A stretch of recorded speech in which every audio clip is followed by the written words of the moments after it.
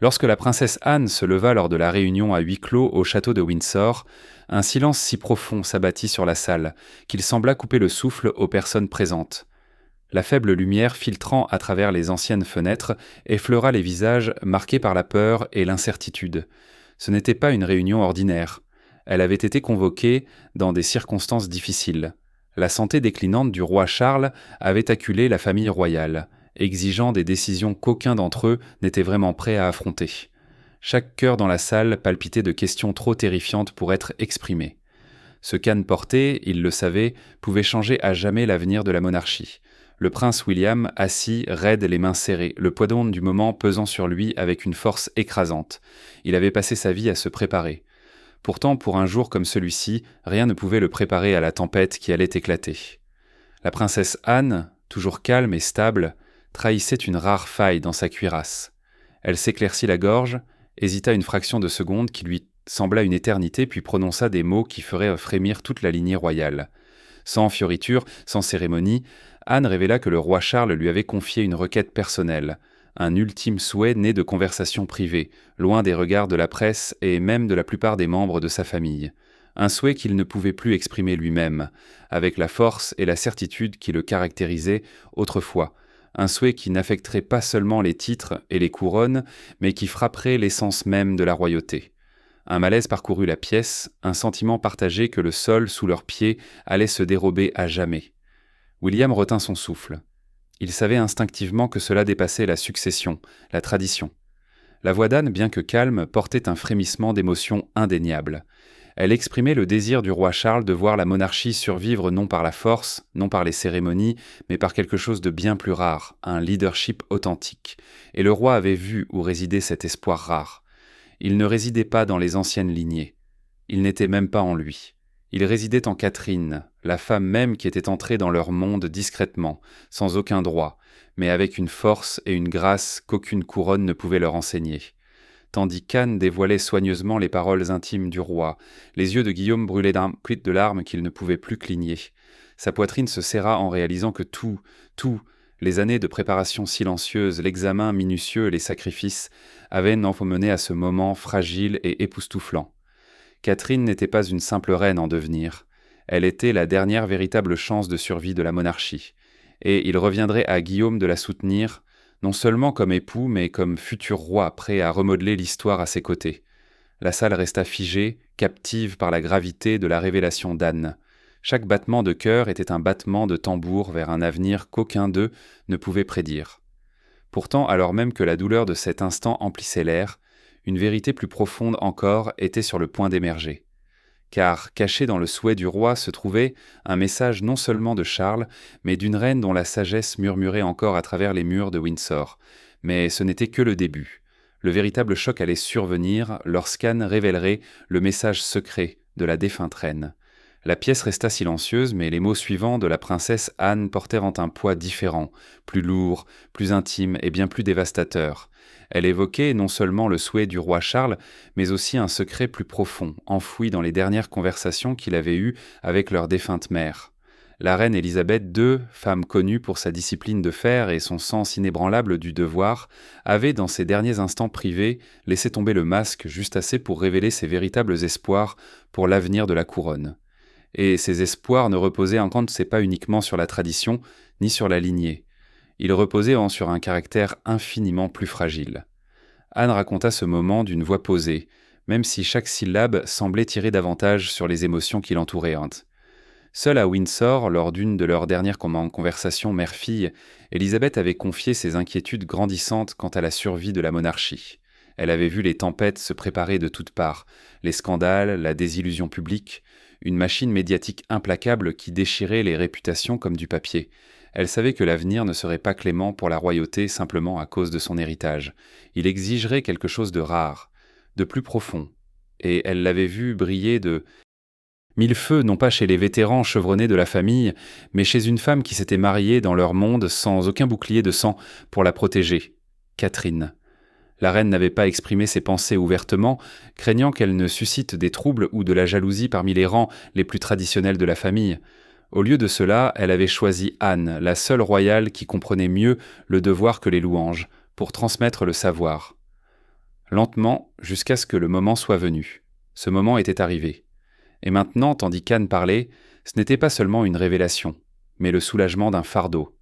La reine Élisabeth avait vu en Catherine non seulement de la grâce, non seulement de la chaleur, mais une force inébranlable, une résilience tranquille capable de remettre sur pied une institution brisée si le pire devait arriver. Le cœur du prince William se brisa à nouveau en l'écoutant. La voix de sa grand-mère, si familière dans ses souvenirs, sembla résonner dans le récit d'Anne. Il réalisa alors que Catherine avait été plus que sa partenaire de cérémonie et de spectacle. Elle avait été choisie, vue, en qui elle avait confiance. Elle avait été l'espoir secret de la reine pour une nouvelle monarchie, ancrée non pas par de grandes déclarations, mais par un service discret et implacable. Ces mots avaient une profondeur plus profonde que n'importe quel serment de couronnement. Ils ne se contentaient pas de valider les sacrifices de Catherine. Ils exigeaient plus, ils exigeaient contre tout. Les larmes de William, autrefois débordantes de chagrin, coulaient maintenant sous le poids écrasant de ce qu'il attendait. Il n'héritait pas simplement d'une couronne. Il héritait d'un héritage fragile qui ne pouvait survivre que si Catherine se tenait en son centre. Yadriviz. La gravité de la vision secrète de la reine pesait lourdement sur tous les présents. Il n'y avait pas de retour en arrière, pas d'alternative plus sûre. Si la monarchie devait résister aux tempêtes d'un monde en mutation, ce ne serait pas à cause de son histoire, mais grâce aux rares mains fermes prêtes à la guider à travers des tempêtes invisibles. Et, tandis que la voix d'Anne tremblait d'émotion, William comprit que ce souhait allait tout bouleverser. Catherine Middleton n'avait jamais été destinée au trône. Aucun sang royal ne coulait dans ses veines, aucune lignée ancienne ne lui avait ouvert la voie. Elle était entrée sous les feux de la rampe royale discrètement, presque humblement, sans espérer être autre chose qu'une partenaire loyale aux côtés de William. Pourtant, tandis que le temps s'abattait sur la monarchie et que le chaos régnait derrière les murs du palais, il devint évident que la plus grande force de la famille royale ne résiderait pas dans les couronnes ou les cérémonies. Elle se trouverait en Hans. Elle. Catherine, ferme, résiliente et inébranlable, s'imposa comme l'arme secrète la plus puissante de la monarchie, tandis que d'autres membres de la famille vacillaient sous le regard du public ou s'effondraient sous les scandales personnels. Catherine demeura inébranlable. Elle évoluait sur un fil ténu, équilibrant le poids étouffant de la tradition avec le besoin impérieux d'une monarchie humaine, accessible et authentique. Elle comprenait quelque chose que des siècles de rois et de reines avant elle avait souvent oublié. La survie du trône ne tenait pas à sa grandeur, mais à sa capacité à inspirer la dévotion. Dans chaque sourire, chaque mot doux, chaque allure digne, elle redéfinissait ce que signifiait être royal dans un monde moderne qui ne se soumettait plus facilement au seul titre. L'attachement à Catherine n'était pas un hasard, c'était un choix. Elle n'a jamais laissé la grandeur de son rôle dresser un mur entre elle et ceux qu'elle servait. Qu'elle assista à de somptueuses cérémonies officielles ou qu'elle visita discrètement des hôpitaux pour enfants, loin des flashs des appareils photos, elle se comportait avec la même chaleur authentique. Elle ne portait pas son titre comme une armure, elle le portait comme une responsabilité de servir avec humilité, de nouer des liens avec le public sans artifice. Et tandis que les crises, secouaient la maison royale les unes après les autres, Catherine demeurait calme au cœur de la tempête, son attitude sereine comme une protestation silencieuse face au chaos environnant. C'est cette force inébranlable que la reine Élisabeth avait perçue bien avant que le public ne la comprenne pleinement. Sous l'apparence polie de Catherine se cachait une résilience farouche, une résistance silencieuse et implacable, lorsque les alliances se brisaient, lorsque le poids des attentes devenait insupportable. Et pourtant, elle supportait tout cela sans éclat, sans se plaindre, avec une grâce si rare qu'elle surprenait même ceux qui avaient autrefois douté d'elle. Mais cette ascension remarquable s'accompagnait d'un fardeau lourd et invisible. Car si le monde l'admirait désormais, il en exigeait davantage encore. Catherine n'avait pas simplement épousé une vie privilégiée. Elle avait épousé un champ de bataille où chaque faux pas pouvait être fatal à la couronne qu'elle était destinée à protéger.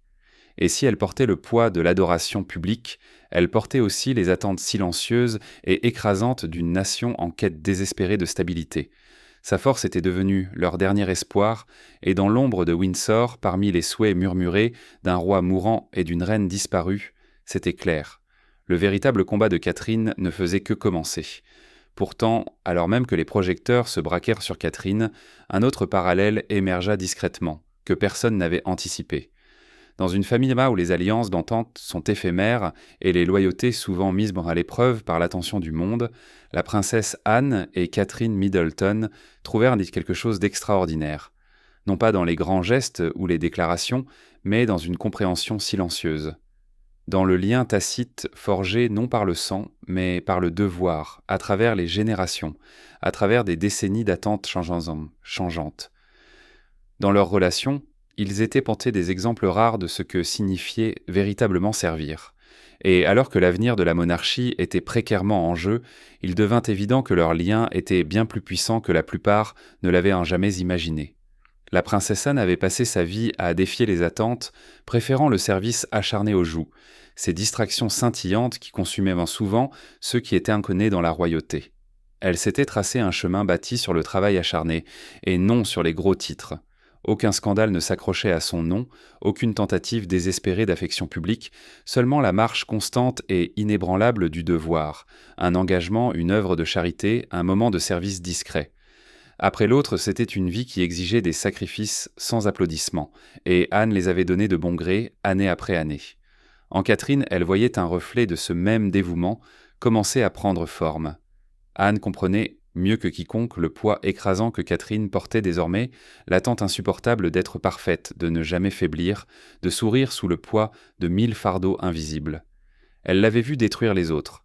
Elle avait vu les titres royaux se transformer en cages et l'admiration publique en procès public. Mais Catherine, tout comme Anne, avait choisi une autre voie. Elle acceptait le travail invisible, le dévouement épuisant à un rôle qui ne la récompenserait jamais pleinement, car elle croyait en quelque chose de plus grand qu'elle-même. Elle croyait comme Anne au service.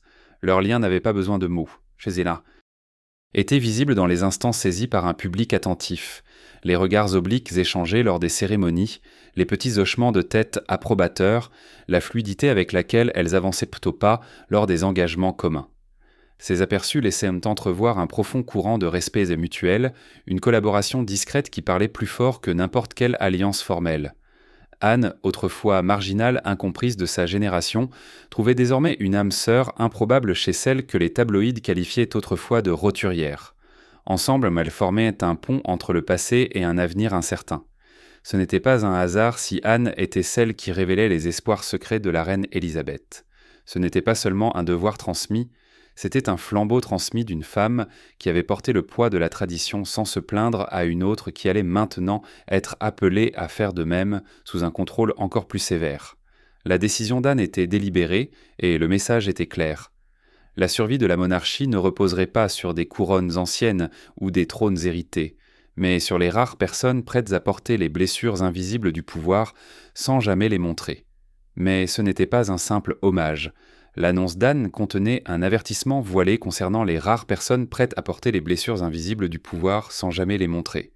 Mais ce n'était pas un simple hommage. L'annonce d'Anne était un avertissement voilé quant à la survie de la famille royale. Dans une famille où les alliances sont éphémères et où la loyauté est souvent mise à l'épreuve par l'attention du monde, la princesse Anne et Catherine Middleton ont trouvé quelque chose d'extraordinaire. Non pas dans de grands gestes ou de grandes déclarations, mais dans une compréhension discrète, dans un lien tacite forgé non par le sang, mais par le devoir.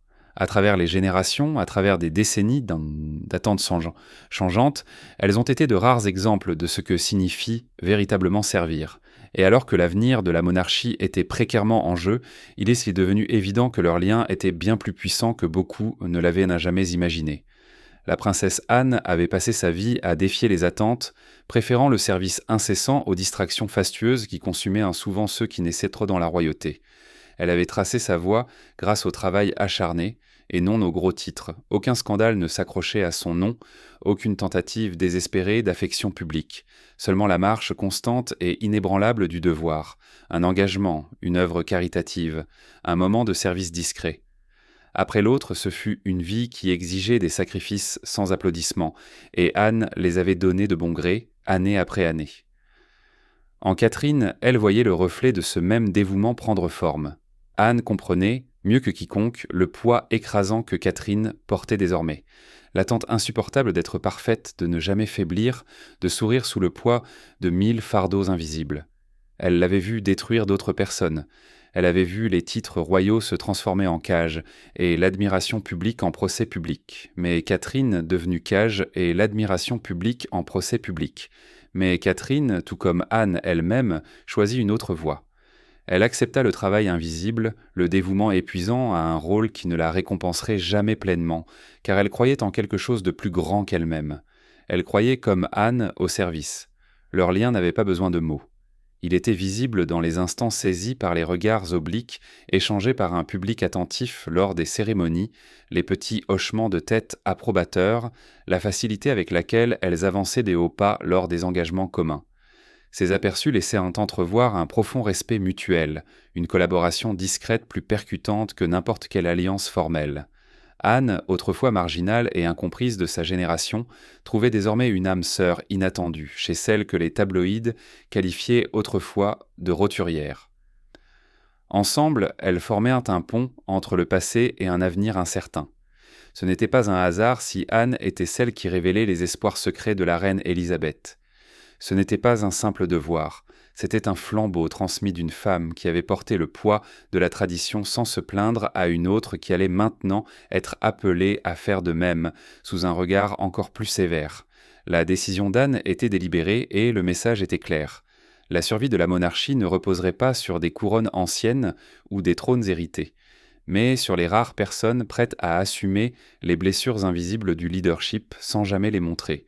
Mais ce n'était pas un simple hommage. L'annonce d'Anne contenait un avertissement voilé quant à la survie de la famille Tin royale.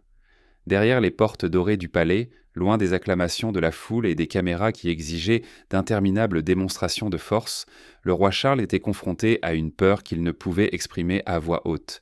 Ce n'était pas une peur pour lui-même, il avait depuis longtemps accepté la fragilité de sa propre vie, mais une peur pour l'institution dont il avait passé sa vie à se préparer à hériter et à protéger la monarchie, ancienne, mais de plus en plus fragile, au bord d'un précipice qu'il ne pouvait plus nier. Dans les espaces privés où pouvoir et vulnérabilité s'entrechoquaient, Charles se débattait avec une vérité qui le rongeait. Le monde changeait plus vite que la tradition ne pouvait suivre, et à moins d'une intervention extraordinaire, la couronne elle-même risquait de s'effondrer. Ces problèmes de santé, autrefois de légers murmures derrière les murs du palais, avaient décommencé à s'amplifier. Chaque visite médicale, chaque consultation privée, chaque nuit blanche portait en elle le poids de son poids. Le temps n'était plus son allié. Ce qui semblait autrefois une obligation lointaine de préparer l'avenir était devenu une mission urgente, presque désespérée. Charles comprenait mieux que quiconque que le sang royal ne suffisait plus à assurer la survie. La loyauté du public, autrefois automatique, devait désormais se mériter par l'authenticité, le service et, chose bien plus, rare par un véritable lien humain. Et si la monarchie avait le moindre espoir de résister aux tempêtes à venir, ce ne serait pas en s'accrochant au passé. Ce serait en faisant confiance à ceux qui sauraient diriger avec cœur et une détermination inébranlable. C'est pourquoi il se tourna, sans hésitation, vers sa confidente la plus fidèle, sa sœur, la princesse Anne. Non pas par soif de pouvoir ou d'influence, mais parce qu'elle comprenait mieux que quiconque le véritable prix du devoir. Il confia à Anne ses craintes les plus profondes, ses espoirs les plus profonds et, en fin de compte, les vœux qu'il savait exaucer. Il n'aurait jamais la force de se déclarer. C'est Anne qui porterait le fardeau de révéler ses vérités le moment venu. C'est Anne qui veillerait à ce que ses derniers espoirs ne soient pas enterrés avec lui. Pour le prince William, le poids émotionnel de ces révélations devenait presque insupportable. Voir son père s'affaiblir de jour en jour brisait l'illusion qu'il aurait toujours plus de temps pour se préparer, plus de temps pour apprendre, plus de temps pour s'appuyer sur l'homme qui avait passé sa vie à le former à ce rôle. Alors que la réalité de la succession se profilait à l'horizon et que la survie de la monarchie oscillait entre certitude et chaos, William sentait toute la gravité de l'avenir peser sur lui. Pourtant, alors même qu'il pleurait le lent déclin de la force de son père, une autre vérité, plus cruelle encore car on en commençait à surgir. Une vérité non pas sur les rois et les couronnes, mais sur Catherine. Cette femme désormais destinée à porter un poids que peu pouvaient même comprendre. Et tandis que William essuyait sans ses larmes, une autre vérité émergea lentement, une vérité sur le véritable combat de Catherine, tandis que le monde observait Catherine Middleton avec admiration. Sa grâce, son assurance, sa facilité à embrasser la vie royale. Rares étaient ceux qui pouvaient imaginer le combat qu'elle menait derrière cette façade polie.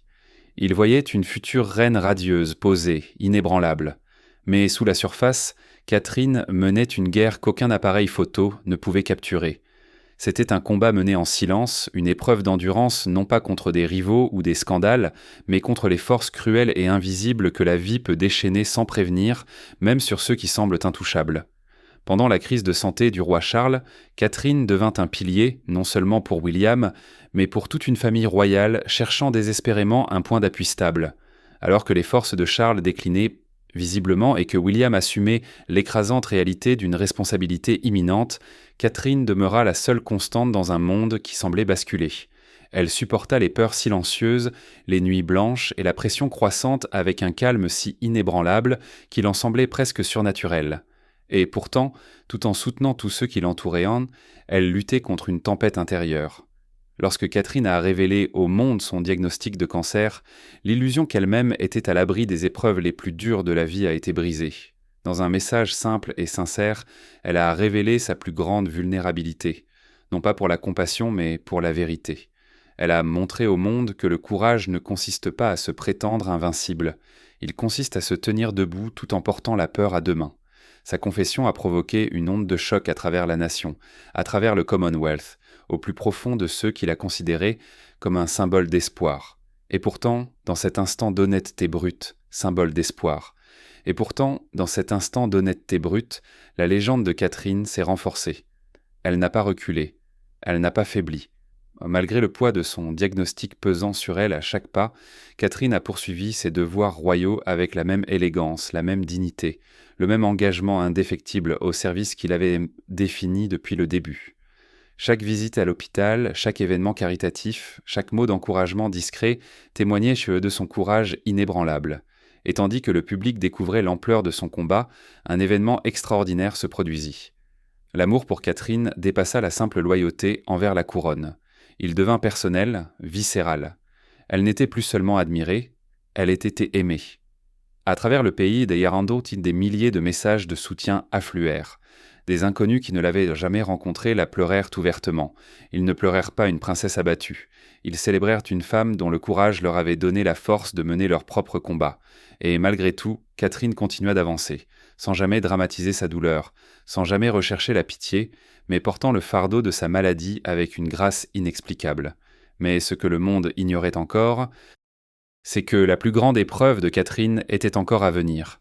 Car tandis qu'elle menait ses combats personnels avec une résilience remarquable, des forces indépendantes de sa volonté se rassemblaient, menaçant non seulement sa paix, mais l'avenir même qu'elle avait été chargée de préserver. Mais tandis que Catherine portait le poids en silence, un plan secret pour le prochain chapitre de la monarchie commença à se dévoiler. À Windsor, tandis que les derniers échos des paroles d'Anne s'estompaient dans le lourd silence, une vérité encore plus profonde et plus bouleversante fut révélée. Le roi Charles n'avait pas simplement préparé Guillaume au trône, il avait formulé un ultime souhait qui allait redéfinir le cœur même de la monarchie. Il ne s'agissait pas de lignée ou de tradition conservées dans des écrins de verre, il s'agissait de survie, il s'agissait d'évolution, et il s'agissait de Catherine. Anne révéla avec une gravité qui ne laissait place à aucun malentendu que le dernier souhait, et le plus cher de Charles, était que Catherine devienne le cœur vivant de la monarchie, le phare qui, Charles avait vu en elle quelque chose qu'aucun titre ne pouvait fabriquer, qu'aucune cérémonie ne pouvait conférer. Il avait vu la seule personne qui comprenait l'âme du service, qui incarnait la résilience, l'empathie et la force tranquille qu'exigerait un monde de plus en plus froid envers les vieilles institutions où les rois avaient autrefois régné par décret et la peur. Charles savait que la prochaine ère de royauté exigerait une confiance bien plus profonde. Et dans chaque pas de Catherine, chaque mot soigneusement choisi, chaque sacrifice consenti sans se plaindre, il avait vu la meilleure et peut-être la seule chance pour la monarchie de regagner cette confiance. Alors qu'Anne révélait toute l'ampleur de l'espoir de Charles, la pièce déjà lourde de chagrin sembla à nouveau basculer. L'espace d'un instant, le poids écrasant du chagrin céda la place à autre chose, l'espoir. Dans l'avenir de Catherine naissait la conviction fragile mais indéniable que la monarchie pourrait non seulement survivre aux années turbulentes à venir, mais prospérer, et au-delà. Aux portes du palais, bien que le monde ne connaisse pas encore toute l'ampleur de ce qui se joue, la vénération grandissante du public pour Catherine prenait déjà des proportions inexorables. Elle n'était plus perçue simplement comme l'épouse d'un futur roi. Elle était devenue, discrètement mais incontestablement, le symbole d'une monarchie digne d'être sauvée. Guillaume, le cœur brisé par la perte lente de son père et l'énormité de son futur rôle, fit une promesse silencieuse et brûlante dans cette pièce.